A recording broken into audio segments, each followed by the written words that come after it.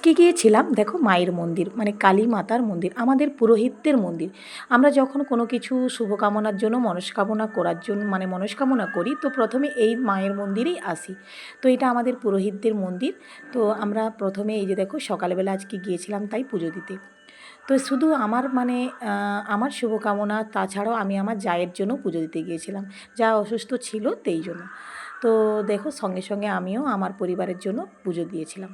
তো আমার ছেলে প্রথমে এসে দেখে গেট লাগা। তখন বামন দাদু উনি যে পুজো করেন, তো উনি এখনও স্নান সেরে পুজোর কাছে এসে পড়েননি। এই জন্য আমরা পুজোর মায়ের কাছে এসে অপেক্ষা করেছিলাম। তো মায়ের এই দেখো রূপ দেখো, মানে মা আমার মানে জাগ্রত মা। তো দেখো সঙ্গে সঙ্গে অনেক দেবদেবী এখানে পটচিত্র বা পট ছবি, মা এমনি শীতলা মা, আমি অনেক ঠাকুরের আবার নাম জানি না ঠিক। তো দেখো শীতলা মা উনি আছেন, আর হচ্ছে রাধাকৃষ্ণও আছেন, মানে বিভিন্ন দেবদেবী দেখো আছে এখানে। এই যে জগন্নাথ দেবের জগন্নাথ। এবার দেখুন সবাই এই যে ঠাকুরমশাইও এসে গেছেন। তো পুজো শুরু করবে তার আগে কি গোত্র নাম কার নামে দেব সব জিজ্ঞাসা করে করলেন আমাকে। তো আমি বলে দিলাম, এরপর দেখো পুজোয় বসেছেন।